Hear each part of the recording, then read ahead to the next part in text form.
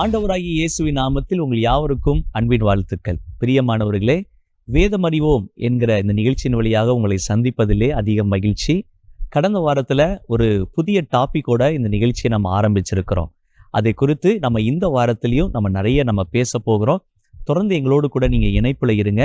தீமையில் நன்மை விளையுமா? கண்டிப்பாக விளையும். அதை குறித்து வேதம் என்ன சொல்லுகிறது அப்படிங்கிறத பத்தி நம்ம பார்க்க போறோம். மறந்துடாதீங்க, உங்க ஃப்ரெண்ட்ஸுக்கு இந்த நிகழ்ச்சியை நீங்க ஷேர் பண்ணணும். ஏன்னா நிறைய பேர் நல்ல ஃபீட்பேக்ஸை நீங்க அனுப்புறீங்க. அதுக்காக கர்த்தரை நான் துதிக்கிறேன்.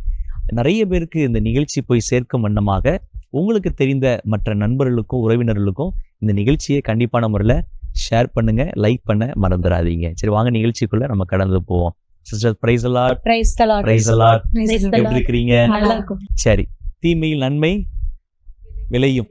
அதுதான் நம்ம போன வாரத்துல பார்த்தோம் இல்லையா? தீமையில் நன்மை விளையுமா அப்படிங்கிறத பார்த்தோம். கண்டிப்பா தீமையில ஒரு நன்மை வரும். போன வாரம் ஒரு டாபிக் நம்ம பார்த்தோம். என்னன்னு சொன்னா, மரணம் தந்த ஜீவன். கிறிஸ்துவினுடைய மரணத்தினாலே எனக்கு எப்படி ஜீவன் எனக்கு உண்டானது? மரணம் என்பது ஒரு தீமை தான் இல்லைங்களா? பொதுவாகவே பாருங்களேன், மரணத்தை யாருமே விரும்ப மாட்டாங்க இல்லைங்களா? ஆமா, அவங்க எவ்வளவு வயதானவங்களா இருந்தா கூட மரணத்தை அவங்க விரும்ப மாட்டாங்க. மரணம் என்பது ஒரு தீமை. ஆனா அதுல என்ன ஆச்சரியப்படக்கூடிய ஒரு விஷயம்னா, கிறிஸ்துவின் மரணத்திலே ஒரு நன்மை எனக்கு என்ன செஞ்சிருக்குன்னா, எனக்கு பிறந்திருக்கிறது. எனக்கு மாத்திரமல்ல, முழு உலகத்துக்கும் பிறந்திருக்கிறது. அதை நம்ம மற்றவங்களுக்கு செய்தியை கொண்டு போறோம். அதான் சுவிசேஷம், நற்செய்தி அப்படின்னு நம்ம பார்க்கிறோம் இல்லைங்களா? அதுல நம்ம 2 விதமான மரணத்தை பத்தி பார்த்தோம். ஒண்ணு கிறிஸ்துவினுடைய மரணம், இன்னொன்னு எனக்குள்ளே உண்டாகிற மரணம். கிறிஸ்துவினுடைய மரணம் என் நிமித்தம் அவர் மரித்தார்.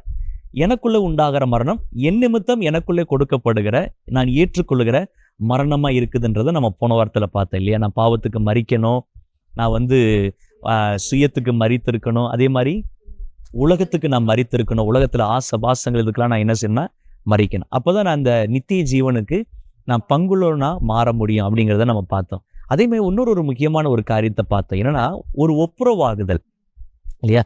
இரு திறத்தாரையும் அவர் ஒன்றாக்கி தம்முடைய மரணத்தினாலே அதை என்ன செஞ்சாருன்னா ஒப்புரவாக்கினார் அப்படின்னு சொல்லி நாம் பார்க்கிறோம். ஸோ அது கிறிஸ்துவினுடைய மரணம் எவ்வளோ காரியங்களை நமக்கு ஏற்படுத்தியிருக்கு பார்த்தீங்களா? உண்மையாவே அது ஒரு ஆச்சரியமான ஒரு காரியம் தான். போன வாரம் நம்ம இந்த நிகழ்ச்சியை முடிச்சுட்டு போகும்போது நீங்க வேகமா கேட்டீங்க, பிரதர் எங்களுக்கு முன்னக்கூட்டியே அந்த டாபிக்கை நீங்க சொல்லிட்டீங்கன்னா நாங்க தியானிச்சுட்டு வர்றதுக்கு எங்களுக்கு ரொம்ப பிரயோஜனமா இருக்குன்னு சொல்லி. போன வாரம் என்ன டாபிக் நான் கொடுத்திருந்தேன் சொல்லுங்க? பொறாமையினால் உண்டாகிற மேன்மை. Very good. பொறாமையினால் உண்டாகிற மேன்மை. அதுதான் நம்ம தியானிக்க போறோம் இல்லைங்களா? கண்டிப்பா நீங்க எல்லாம் தியானிச்சு வந்துட்டீங்கன்னு நான் நினைக்கிறேன். எப்படி ஒரு பொறாமை ஒரு மேன்மை எப்படி கொண்டு வருகிறது அப்படிங்கிறத சொல்லுங்களேன் சிஸ்டர், சொல்லுங்க. அப்போஸ்தலர் 16ஆம் அதிகாரம் 16ல இருந்து நான் வாசிக்கும் பொழுது, கர்த்தர் ஒரு காரியத்தை வெளிப்படுத்தினார். பவுலும் சீலாவும் ஊழியம் செய்து கொண்டு வர்றாங்க. அப்படி செய்து கொண்டு வரும் பொழுது ஒரு குறி சொல்ல ஆவியுடைய ஒரு பெண் டெய்லி அவங்களுக்கு சில காரியங்களை சொல்லி சொல்லி தொந்தரவு பண்றாங்க. அதான் எப்படின்னா, நீ உன்னதமான தேவனுடைய ஊழியக்காரர், ரட்சிப்பின் வழியை நமக்கு அறிவிக்கிறோம்னு சொல்லி அவங்க ஊழியத்துக்கு தொந்தரவு கொடுத்து கொண்டே இருக்கிறாங்க. அப்ப பவுல் ஒரு நாள் என்ன பண்றாரு, சின்ன கொண்டு அந்த ஆவியை துரத்திடுறாரு. அந்த பெண்ணுக்கு பின்னாடி ஒரு குரூப்பே இருக்கிறாங்க. இந்த பெண் மூலமா நிறைய ஆதாயத்தை அவங்க என்ன பண்ணிக்கிறது, ஆமா, அந்த குறி சொல்லி நிறைய ஆதாயத்தை அவங்க சம்பாதிக்கிறாங்க. அது போயிருச்சு, அந்த பொழப்பு போச்சு. பயங்கர கோவம். அதனால அவங்க பவுல் மேலும் ஷீலாமிலையும் பொறாம கொண்டு 2 பேரையும் தொழுமரத்துல கட்டி வைக்கிறாங்க. அந்த தீமையான சூழ்நிலை கூட பவுலும் ஷீலாவும் நல்லா தேவனை துதித்து பாடும் பொழுது அங்க சிறைச்சாலையில இருந்த அநேகருடைய கட்டுகள் அவிழ்ந்தது. அதே போல இவருடைய கட்டுகள் அவிழ்ந்தது. சிறைச்சாலையுடைய அந்த தலைவன் பெரிய ஒரு விடுதலை, ரட்சிப்பு என்கிற அந்த மேன்மையை அந்த நாள் அவர் பெற்றுக்கொண்டு அவங்க குடும்பமே முழுவதுமா கர்த்தருக்கு தன்னுடைய வாழ்க்கையை ஒப்பு கொடுத்து ஞானஸ்நானம் பெறாங்க. அவ்வளவு பெரிய தீமையிலிருந்து ஒரு மிகப்பெரிய ஒரு ரட்சிப்பின் மேன்மையை அவங்க இந்த பொறாமையினால, இந்த பொல்லாத மனிதனுடைய பொறாமையினால இவங்க மூலமா கர்த்தர் ஒரு மேன்மை அங்க கொண்டு வர. கண்டிப்பா கண்டிப்பா நல்ல ஒரு அருமையான ஒரு காரியத்தை சகோதரி சொன்னாங்க. அந்த இடமே அந்த அசைந்ததுன்னு பாக்குறோம் இல்லையா? மேல் வீட்டறையில ஒரு அசைவு வந்துச்சு, ஒரு எழுப்புதல்னு கூட நம்ம சொல்லலாம் இல்ல? ஒரு கர்த்தருடைய ஊழியர்களுக்கு எதிராக ஒரு பொறாமை அங்க புறப்பட்டு அதனாலதான் அவங்க அந்த தீமையை என்ன செஞ்சாங்கன்னா பவுலுக்கும் ஷீலாவுக்கும் அவங்க அனுமதிச்சாங்க. ஆனா பாருங்களேன், அந்த காரியத்தை கர்த்தர் நன்மையை என்ன செஞ்சுட்டாருன்னா மாற்றிட்டார். அந்த சிறைச்சாலையில் இருக்கிற எல்லாருமே என்ன செஞ்சுட்டாங்க, இயேசுவை அறிந்து கொண்டாங்க, ரட்சிக்கப்பட்டாங்க. சிறைச்சாலை தலைவன் கூட ரட்சிக்கப்பட்ட சம்பவத்தை நம்ம பார்க்கிறோம். நல்ல ஒரு காரியம். சிஸ்டர் சொல்றப்ப பொறாமப்பட்டாங்க. பவுலும் ஷீலாவுக்கும் தீமை நடந்தது. அந்த தீமையை அவங்க சகிச்சுக்கிட்டு சந்தோஷமா துதிக்கிறாங்க. அந்த அந்த இடத்துல அவங்க அந்த நன்மை விளையிற வரைக்கும் அவங்க வந்து ஃபீல் பண்ணி அழுதுட்டு அப்படி இல்லாம, பவுலும் ஷீலாவும் பொறாமைனால அந்த தீமை அவங்களுக்கு உண்டானா கூட அந்த இடத்துல சந்தோஷமா கர்த்தரை துதிக்கிறத நம்ம பாக்குறோம். இல்ல அது என்ன இதுல நம்ம கவனிக்கக்கூடிய ஒரு விஷயம் என்னன்னு சொன்னா, அவங்க மேல பொறாமைப்பட்டது உண்மை. அந்த பொறாமையினால உண்டான அந்த தீமையை ஆண்டவர் நன்மையா திருப்பிட்டாரு இல்லைங்களா? அது அவங்களுக்கு தீமையா நடக்கணும்னு தான் அவங்க நினைச்சாங்க. இதோட இவங்க வந்து இவங்க பேச்சை நிறுத்திடணும், அவங்களுக்கு ஒரு முடிவை உண்டு பண்ணணும். கர்த்தர் பார்த்தா அங்க ஒரு துவக்கத்தை ஏற்படுத்திட்டாரு இல்லையா? அது ஒரு ஆச்சரியமான ஒரு காரியம் தான். சொல்லுங்க, வேற நீங்க இது என்ன தியானிச்சிருக்கீங்க நீங்க? பொறாமையினால உண்டாகுற அந்த மேன்மையில தானியேலை நான் பாக்குறேன். Okay okay. தானியேல வந்து தரியு ராஜாவோட நாட்கள்ல 120 தேசாதிபதிகள் இருப்பாங்க. அவங்களுக்கு மேல லீடரா 3 பிரதானிகளை அவங்க நியமிச்சிருப்பாங்க. அதுல ஒருத்தர் தான் தானியேல். ராஜா நினைப்பாரு, தானியலுக்கு வந்து ஒரு விசேஷித்த ஆவி இருக்கிறதுனால எல்லாருடைய கணக்குகளை நம்ம பெரும்படிக்கு எல்லாருக்கும் மேலா அவரை வந்து உயர்த்தணும்னு சொல்லி ராஜா நினைத்தான்னு வசனம் இருக்கும். அந்த நினைத்தான்ற அந்த செய்தி கேள்விப்பட்ட உடனே மற்ற எல்லாருமே தேசாதிபதிகளும் சரி அந்த பிரதானிகளும் சரி எல்லாரும் சேர்ந்து தானியலை குற்றப்படுத்தும்படிக்கு வகை தேடினார்கள் வசனம் போட்டிருக்கு. பொறாமை கொண்டுதான் அவங்களை வந்து குற்றப்படுத்த வகை தேடுறாங்க. ஆமா, நீங்க வந்து ஒரு 10 பேர் வேலை பார்க்குற இடத்துலயே அந்த ஓனர் வந்து ஒருத்தருக்கு ஒரு ப்ரொமோஷனோ அல்லது இவங்களுக்கு இவர் தான் லீடரு அப்படின்னு சொல்லி ஒரு காரியம் ஏற்படுத்தினாலே இயல்பாவே என்ன செய்யுதுன்னா பொறாமை வந்து வரதானே செய்யுது. அப்ப இந்த இடத்துல வந்து பாக்குறாங்க, அது கிட்டத்தட்ட எத்தனை 120 தேசாதிபதிகள். அப்ப தேசாதிபதிகள் வந்து எந்த அளவுக்கு அவங்க வந்து வளர்ந்து வந்திருப்பாங்க. அப்போ அவங்களுக்கு நடுவுல இந்த தானியேலை வந்து திடீர்னு ராஜா வந்து ரொம்ப ஒரு இம்பார்ட்டன்ஸ் கொடுக்குறாரு, நமக்கு உன்னை தலைவன் ஆக்கிட்டான்னு வரும்பொழுது அவங்களுக்கு என்ன செய்யணும், ஒரு பொறாமை அவங்களுக்குள்ள உண்டாகுது. எதுல குற்றப்படுத்த வகை தேடினார்கள். எதுலலாம் இது பண்ணலாம் குற்றமே கண்டுபிடிக்க முடியல. குற்றம் கண்டுபிடிக்க முடியாதனால அவரை குற்றப்படுத்தும்படிக்கு வேத விஷயத்துல குற்றப்படுத்தினால் ஒழிய வேற எதையும் செய்ய முடியாதுன்னு சொல்லி அவருக்கு அந்த குற்றத்தை செய்யும்படிக்கான ஒரு சீனவே வந்து கிரியேட் பண்றாங்க, ஒரு சிச்சுவேஷனே கிரியேட் பண்றாங்க. ஆனா அவங்க பட்ட பொறாமையில தானியலுக்கு ஒரு நன்மை விளையுது. என்னன்னா, அவர் சிங்கக்கபிக்குள்ள போடப்பட்டாலும் கர்த்தர் தம்முடைய தூதனை அனுப்பி சிங்கத்தின் வாயை கட்டி அவரை விடுதலை செய்யறாரு. தரியு ராஜா வந்து தேசம் எங்கும் ஒரு சாட்சி இடுறாரு, இவருடைய தேவன் தான் ரட்சிக்க வல்லவர் அப்படின்ற ஒரு சாட்சி, ஒரு காரியம் வந்து உண்டாகி அவருடைய காலத்துல தானியேலுடைய காரியம் ஜெயமா இருந்தது அப்படின்ற ஒரு நன்மை, ஒரு மேன்மை வந்து அவருக்கு உண்டானது. ஒருவேளை இவங்க பொறாமப்படாம இருந்திருந்தாங்கன்னா ஆஸ் யூஷுவல் அவர் வந்து எப்பயும் போலதான் இருந்திருப்பாரு. அவங்க பொறாமப்பட்டதுனால அவர் குழியில போடப்பட்டாலும் சிங்கங்கள் நடுவில் கர்த்தருடைய மகிமையை பார்த்தாரு. நம்பர் 1 மேன்மை அவருக்கு உண்டானது. 2வது என்னன்னா, ராஜா வந்து எல்லாருக்குமே சொல்றாரு, இவர் தேவன் தான் உண்மையான தேவன், இவர் தான் ரட்சிக்க வல்லவர் அப்படின்ற ஒரு நன்மையும் அவருக்கு வந்து உண்டானது. அவருடைய காரியம் ஃபுல்லா ஜெயமா இருந்தது. அவருக்கு விரோதமா இருந்தவங்களும் அவரை விட்டு போகும்படிக்கு அவங்கள சிங்கக்கபிக்குள்ள போடப்பட்டாங்க. தானியேலையும் இந்த இடத்துல உயர்த்தப்படுறாரு, தானியேல் ஆராதித்த ஆண்டவரும் அந்த இடத்துல உயர்த்தப்படுகிறத நம்ம என்ன செய்யறப்பா. அப்போ தீமையில என்ன செஞ்சிருச்சு, ஒரு நன்மை உண்டாயிருச்சு. வேற என்ன காரியங்கள் நம்ம பார்க்கிறோம், இந்த பொறாமையினால பிறந்த மேன்மை என்ன நடந்திருக்குதா பார்க்க. அதே மாதிரி நான் இந்த காரியத்துல கவனிச்சு பார்க்கும் பொழுது ஈசாக்க குறிச்சு கவனிச்சு பார்த்தேன். இப்ப ஈசாக்கு வந்து ஏற்கனவே ஆபிரகாம் வந்து தோன்றுன அந்த துறவுகள் அண்டையில போய் இவர் வாசம் செய்யும்படிக்கு அந்த இடத்துல போதாது, இவர் அந்த துறவை உண்டு பண்றாரு. ஆனா அந்த இடத்துல கோடி இருக்கிற அந்த இடத்துல சூழ்ந்து இருக்கிறவங்க வந்து சொல்றாங்க, இது எங்களுடைய இடம், இந்த இடத்துல துறவு உண்டாயிருச்சு, ஆனா நாங்கள் இதை பயன்படுத்திக்குவோம், நீங்க இந்த இடத்த விட்டு அகன்று போங்கன்னு சொல்லிட்டு. இப்ப ஆரம்பத்துல உங்களுக்கு பார்க்கும்பொழுது ஏதோ ஈசாக்கு வந்தா அவர் தோணுனே ஒரு தண்ணீர் உண்டாயிடுச்சுன்னு சொல்லி பாக்குறாங்க. இன்னொரு இடத்துல போய் ஈசாக்கு வைக்கும் போது அங்கேயும் துறவுல ஒரு நல்ல ஒரு நன்மை உண்டாகுது. அப்ப இவங்களுக்குள்ள ஒரு பொறாமை வருது, இவர் கை வச்சா மட்டும் ஒரு நன்மை வருதுன்னு சொல்லி. சோ அந்த இடத்துலயும் போய் சொல்றாங்க, உங்களுடைய வேலைக்காரர் வந்து ரொம்ப அதிகமா இருக்காங்க, நீ இந்த இடத்துல இருக்கக்கூடாது, நீங்க இங்க இருந்து கிளம்பி போங்கன்னு சொல்லிட்டு. அப்ப அந்த இடத்துல ஈசாக்கு வந்து ஒரு நிலையான ஒரு இது இல்ல, இவர் தான் விதைக்கிறார், இவர் தான் வந்து வேலை செய்யறாங்க, ஆனா அந்த நன்மை இவரால் அனுபவிக்க முடியல. அப்படிப்பட்ட சூழ்நிலையில தான் அவர் வந்து இன்னொரு ஒரு துறவு வந்து தோன்றாரு. ஆனா அந்த இடத்துல தேவன் வந்து அவருக்கு ஒரு நன்மையை கட்டளை இடுகிறார். சோ அது வந்து ஒரு நித்திய துறவா மாறிச்சு. அதுக்கு பேர் ரெகபோத்துன்னு சொல்லி நாம் வாசம் பண்ணுவதற்கு நாம் பழுகும்படிக்கு நமக்கு ஒரு இடத்தை கர்த்தர் ஏற்படுத்தினார் அப்படின்னு பாக்குற, அப்படி சொல்லிதான் ரெகபோத்ன்ற பேரை வைப்பாரு. ஆமா ஆமா. கடந்து வந்த காரியங்களை பார்க்கும்போது அவர் தீமையை அனுபவிச்சிருக்காரு. அவர் செய்த வேலைக்கான அந்த கூலி அவருக்கு இல்ல. அவர் வேலை பார்த்திருக்காங்க, அவங்கதான் தோண்டி இருக்காங்க, ஆனா அதோட நன்மையை அனுபவிக்க முடியல. ஆனா கர்த்தர் இவருக்குன்னு சொல்லி ஒரு பிரத்யேகமா நன்மை வச்சிருந்தாரு. ஏன்னா அவங்க பொறாமப்பட்டாங்க.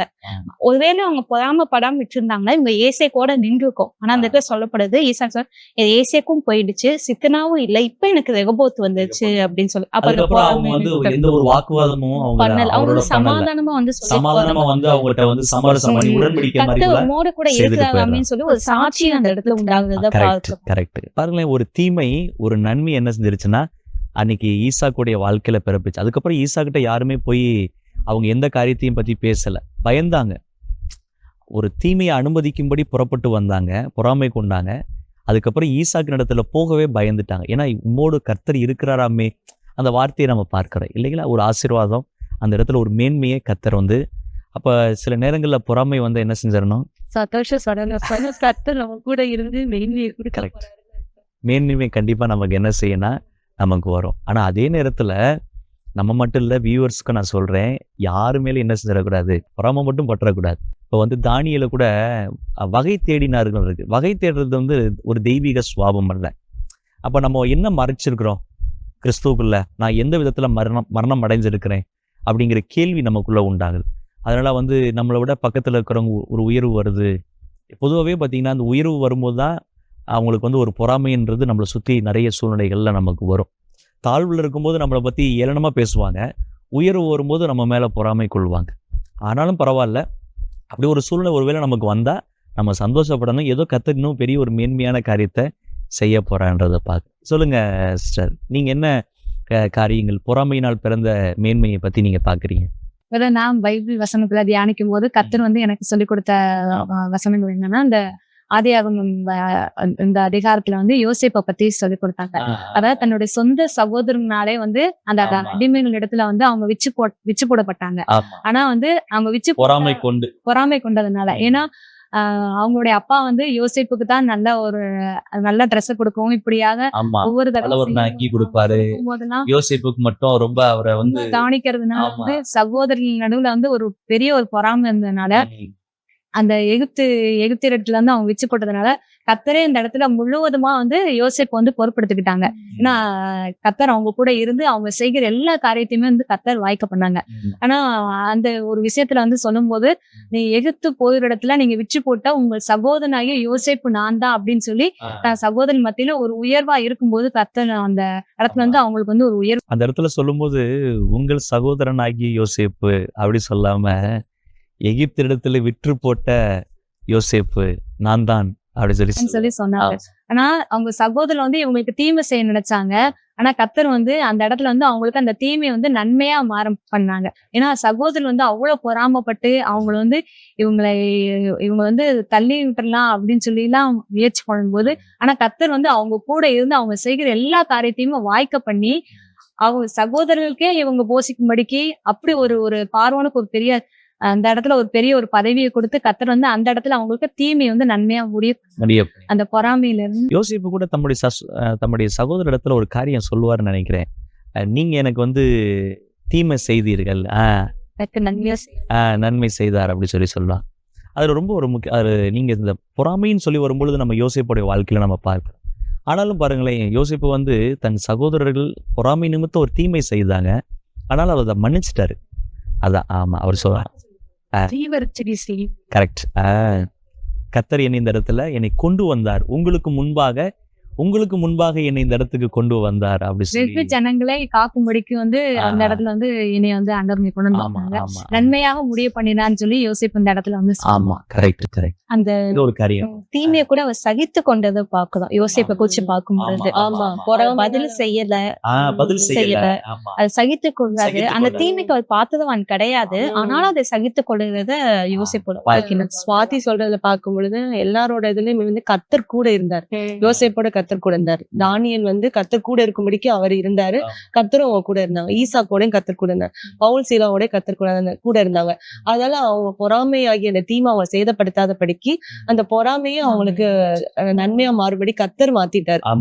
இல்ல, நீங்க எப்படி இந்த யோசேப்புடைய வாழ்க்கையில சொந்த சகோதரர்களால் யோசேப்புக்கு தீமையா செய்யப்பட்டதோ, ஜீசஸ் கிரைஸ்டுக்குமே பாருங்களேன், தன்னுடைய சொந்த ஜனங்களாலதான் அவருக்கு வந்து தீமையே அந்நியர்கள் செய்யல. தீமை செய்ததே வந்து என்னன்னா தன்னுடைய சொந்த ஜனங்கள் தான் வந்து செய்யறாங்க. ஆனாலும் அது ஒரு நன்மையாக நமக்கு என்ன செய்யப்பட்டிருக்குன்னா, இயேசு கிறிஸ்துவோட நன்மை குறித்து சொல்லும் பொழுது அவரோட மரணத்தினால நம்ம அநேக நன்மையில பெற்றுக்கொண்டோம். அது மாத்திரம் இல்ல, இயேசு வந்து அந்த இடத்துல மரிக்கும் பொழுது சுத்தி இருந்தவங்க அவ்வளவுதான் இயேசு கிறிஸ்துன்னு நினைச்சாங்க. ஆனா இயேசு கிறிஸ்து பிதாவோட வலது பாசத்துல இருக்கக்கூடிய அந்த மேன்மை அடைந்தார். அப்ப இந்த பரிசேயரும் கூட இருக்கவங்க எல்லாம் புலம்பப்பட்டாங்க, இவன் ஜனங்களால புகழப்படுகிறான், பிள்ளைகள் வந்து இவங்களை வந்து ஸ்தோத்தரிக்கப்படுது, ஓசனான்னு சொல்லி புகழ்றாங்களேன்னு சொல்லி அவங்க சொல்லக்கூடாது, அவங்களை அதட்டுங்கன்னு தான் வந்து சொன்னாங்க. ஆனா அந்த இடத்துல தேவன் வந்து ஆராதனைக்குரியவராகவே தேவனை உயர்த்தினார். இது வந்து ஒரு பெரிய மேன்மையா இயேசு கிறிஸ்து ஆண்டவர் கொடுத்ததை பார்க்கலாம். அப்போ ஒரு தீமை ஒரு நன்மையை நமக்கு என்ன செஞ்சிருக்குன்னா நமக்கு கொண்டு வந்திருக்குது. அது கிறிஸ்துவின் மரணத்திலிருந்து ஆரம்பிச்சு இப்ப நம்ம எங்க கடைசியா பார்த்துருக்கோம்னா பொறாமையினால பிறந்த மேன்மை, அதை குறித்து நம்ம என்ன செஞ்சிருக்கிறோம்னா நம்ம பார்த்திருக்கிறோம். நீங்க சொன்ன காரியத்துல ஒரு விஷயம் நம்ம கவனிக்கணும், என்னன்னா ஜீசஸ் கிரைஸ்ட் ஏற்கனவே ஆராதனைக்கு உரியவர் தான். இப்போ நம்ம இந்த வாரத்தில் ஒரு டாபிக் நம்ம பார்த்துட்டோம், அடுத்த வாரத்துல இன்னொரு டாபிக் நம்ம பார்க்க போறோம். இப்பவே கூட அந்த டாபிக் நான் சொல்லிடுறேனே. இப்போ பொறாமை பத்தி பார்த்தோம், அடுத்து புறக்கணிப்பை பத்தி நம்ம பார்ப்போம். வேதத்துல எந்தெந்த இடங்கள்லாம் புறக்கணிப்பு நடந்திருக்கிறது, புறக்கணிப்பினால உண்டான உயர்வு எங்கெங்கெல்லாம் யாருக்கெல்லாம் உயர்வு வந்துச்சு அப்படி சொல்லி பாருங்க. வாங்க நம்ம அடுத்த வாரம் நம்ம தொடர்ந்து நம்ம சந்திக்கலாம். என்ன நேயர்களே, இந்த வாரத்துல பொறாமையினாலே உண்டாகும் நன்மை, ஒரு பொறாமை நமக்கு எதிராய் வந்த பொழுது அதனால என்னென்ன மாதிரியான நன்மைகள் உண்டானது தானியேலுக்கு வந்திருக்குது, யோசேப்புடைய வாழ்க்கையில வந்திருக்கு, பவுல் சீலாவுடைய வாழ்க்கையில வந்திருக்குது. இன்னும் நம்ம நிறைய காரியங்களை நம்ம இந்த வாரம் நம்ம பார்த்து நம்ம அறிந்து கொண்டோம். அடுத்த வாரத்திலையும் நம்ம என்ன செய்யறோம்னா புறக்கணிப்பினால என்ன விதமான உயர்வுகள்லாம் வந்திருக்குது அப்படிங்கிறத பத்தி நம்ம பார்க்க போறோம். நீங்களும் கூட தியானிச்சுட்டு வாங்க. உங்களுடைய வேல்யூவான கமெண்ட்ஸை எங்களுக்கு தெரியப்படுத்த மறந்துடாதீங்க. கர்த்தர் உங்களை ஆசீர்வதித்து காப்பார். God bless you.